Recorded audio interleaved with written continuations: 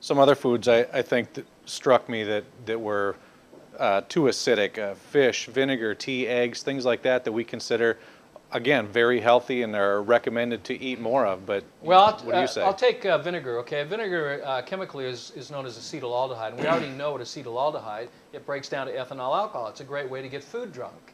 But vinegar has a low pH. It can range anywhere from 1.5 to 2.5. And you might as well be poisoning yourself because that's what you're doing. And the body reacts to that. But people have a wrong etiology about this whole alimentary canal. It's been improperly written and described. The pathology of digestion is not described properly in our biology and medical texts. In fact, there's no digestion that takes place other than our ability to liquefy or chew the food to a state that the body can utilize. Anything that you swallow that's not pureed or liquefied will come out the same way it went in. The stomach does not digest food. The stomach is an alkalizing compartment that actually secretes sodium bicarbonate to raise the pH of the fluids of the body. Because the pH of the food needs to be at a pH 8.4 in a liquefied state, folding into the crypts of the small intestine to be transformed into stem cells to make our new blood. That is the primary site. If you cannot gain weight, you have damaged significantly your intestinal villi. Not because you're not taking enzymes, not because you're not taking probiotics, because you're drinking vinegar, you are drinking coffee, you are drinking black tea, you are drinking or eating acidic foods, and this is what destroys the body's ability to reproduce itself. And when you compromise the root system of the body, it is flat out game over. So when you talk about the liquid form, is juicing a good thing to do if you're using the greens and things like that? Well, juicing is all pre-digested. So what you're getting from the juice is you're getting an alkaline beverage if you're using alkaline fruit and vegetables, okay, like cucumber. So we substitute the carrots for the cucumber. Carrots are high in sugar. Cucumbers are low in sugar. Why do people like carrots more than cucumbers? Sweet, because they have a sweet tooth. They're addicted to their own taste buds of those particular foods. And you got to get away from that. When someone craves sugar, they actually have a need for alkalinity and salt. That's the first sign. They're trying to get a sugar fix. Sugar is an acid. It's a drug.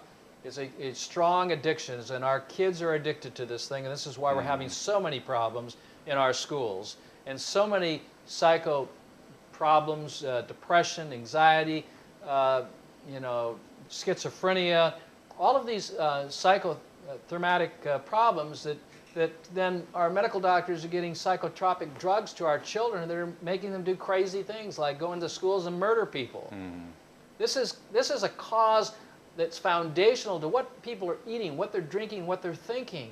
Alkaline people are peaceful, loving, kind people. Acidic people are angry, upset, and do awful things. And they really, I was a witness for a client that actually did a horrible thing. And he can't even remember it. He ended up in jail for it. And he was literally intoxicated from his dinner. He went into this rage and he found himself, waking up in a prison, finding out what he actually did. And this is the problem we have. What is happening in the world today is a result of what we're eating, what we're drinking, and what we're thinking. We do not understand how the body works. What we need is just a little manual. In fact, we wrote a manual. It's called the pH Miracle Book. And that manual actually describes accurately the physiology of the body and the anatomy of the body and how the body actually works. Something as simple as what causes nausea is not described in any medical text. And yet it's the second leading symptomology that over-the-counter drugs are then taken to neutralize. One of those you probably are familiar with is an alkalizing compound called Alka-Seltzer. Tums is another one. What is the major ingredient of that? Is sodium bicarbonate. Well, the stomach produces sodium bicarbonate to neutralize the acids from our foods.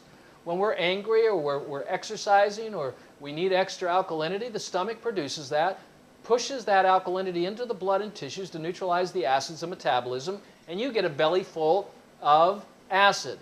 I used to run marathons. I gave it up at the age of 29, but I always wondered, why are those people on the side of the road throwing up? And the reason they're throwing up is because the stomach's producing alkalinity to pull into the blood and the tissues so they don't die. And what they get is a belly full of acid and they're off the side of the road puking.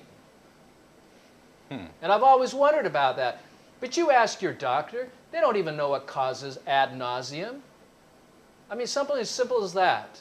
And yet, if we understand that nausea is, that is experienced at women who are pregnant, who have morning sickness, they need extra alkalinity because not only their metabolism, but the production of producing a baby produces excess waste products, and the stomach has to produce the alkalinity in the form of sodium bicarbonate to neutralize those acids, or the mother and the baby dies. So what happens? The mother's in the bathroom puking. What? Hydrochloric acid, which is a pH of 1 to 1.5, and we need to put this into our bodies. Every drug that I've ever examined has hydrochloric acid in it. Every drug. Every vaccine has an acid in it that will take life, not give life. Antibiotics are acids. What are we thinking here? We're literally destroying our society.